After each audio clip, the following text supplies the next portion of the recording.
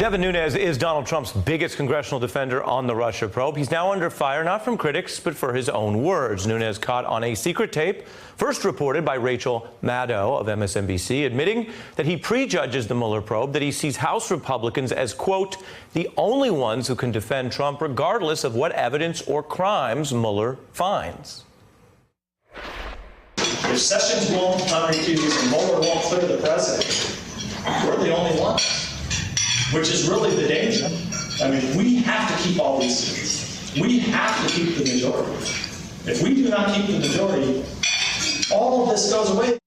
Nunes was already discredited as a Russia investigator over ethics charges that he was coordinating with the White House. He claimed to temporarily recuse himself from running the probe. Now, what's new here is that Nunes is bluntly admitting how he views his partisan role. He's laying out a new calendar for when he wants to kneecap the Mueller probe and assuring donors there is still a plan to impeach Mueller's boss, Rod Rosenstein. So listen to this part, because he says the key is simply that it kicks in after November.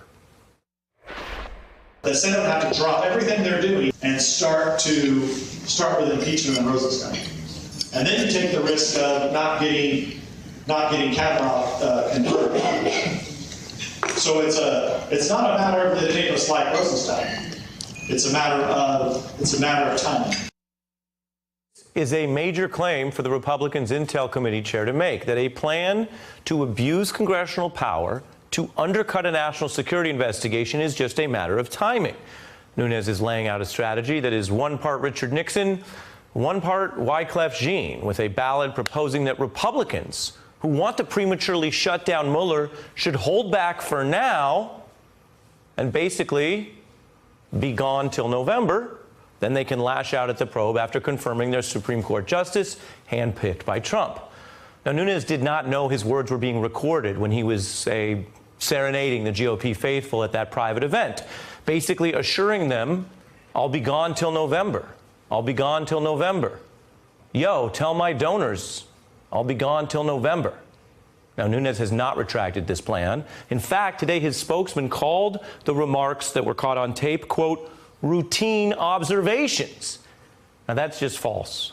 There's nothing routine about admitting that you plan to engineer the first impeachment of a DOJ official overseeing a special counsel in all of American history.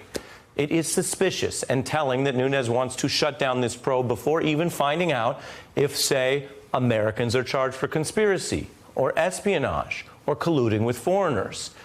And that brings us back to a final line from Gone Till November, which may apply more to Mueller than Nunes. Commit treason, then I'll have a reason to hunt you down. Now, we don't know if more crimes will be charged, but that would certainly be a crime that warrants hunting before or after November. Back with me is Christina Greer as part of our serious news coverage. And also with me is Ty Kelly, a former federal prosecutor and former DOJ lawyer, where she worked for, guess who? Rod Rosenstein. Thank you both for being here. Thank you. Ty, when you look at this plan as stated in Nunes' own words, how appropriate would this be given the rationale that he states? Well, look, you said it best, right? I mean, there's never been an impeachment of a deputy attorney general. I think there's been 8 successful impeachments in the history of any brought by the House.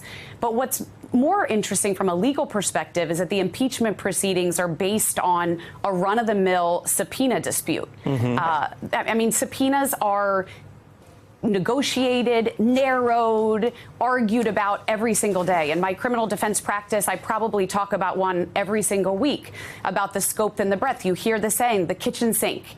And that is part of the process, to try to narrow the scope, try to figure out the timing, try to figure out how appropriate it is and how many times you have to meet with people. And that's a really normal part of the process. So for that to have escalated into an impeachment is really legally the more significant part. And so there's the idea, as you put it so well, that this isn't a rational or meritorious basis to do such a historic impeachment. There's the extra negative evidence that Nunes is outing himself as seeing this purely politically, which appears inappropriate. Then there's the question where even if they don't pull it off, Does this get inside Mr. Rosenstein's head? Does this affect him as he has to carry out his nonpartisan duties? And since you work with him, we're curious about your input on that. To add into the mix, let's take a look at one of the times we saw him battle back against some of these partisan questions at a hearing. Take a look. I am the Deputy Attorney General of the United States. Okay? I'm not the person doing the redacting. Your statement that I'm personally keeping information from you, trying to conceal information. You're the boss, Mr. Rosenstein. That's correct. And my job is to make sure that we respond to your concerns. We have, sir. And I think the House of Representatives is going to say otherwise. But your use of this to attack me personally Why did you? is It's not deeply wrong. personal. Point of order, Mr. Chairman. May the witness be permitted to answer the question? It's not personal. Do you think these efforts, even if they don't remove him, could impact the way he does his job or intimidate him? No, absolutely not. Rod Rosenstein is a rule of law. He takes his job as seriously as anyone, and I think that he will continue to do everything he can to do his job with integrity and to move forward without the distraction and anything else going on in any sort of impeachment process or any other distraction. Christina, your view of this, we've covered why it seems legally inappropriate. The politics of this at a fundraiser as a midterm message for the Republicans. It's really dangerous. And obviously on this show and other shows, people have compared the moment we're in to Watergate. And I don't think that there's a comparison. I think that we're much deeper than that and in a much more crucial time period. During Watergate, we at least had Republicans who said there's something not right about this particular president, even though he's in our party, and we will actually need to do what the Constitution implores us to do, which is to uphold the separation of powers, right, and serve as a check on the executive branch. We're not seeing that now, and this is exactly what George Washington warned us about in 1796 in his farewell address. He talks about hyperpartisanship in parties and how it will erode at the sort of very delicate fabric of American democracy, and we're seeing just how fragile our democracy is because Trump is leaning on the line of not just legality, but what it means to be an American. You're making me want to go reread that George Washington speech. Will I feel better or worse? I don't know how you will feel, but you can sit in on my class on Tuesdays. I feel like we get to sit in on your class when you come here and bless us with your political science, but that's an interesting one, and maybe we'll revisit it. I implore your viewers to look it over. Fantastic. Hey, I'm Ari Melber from MSNBC. You can see more of our videos right here, or better yet, subscribe to our YouTube channel below. You could have been anywhere in the world, but you're here with us, and we appreciate that.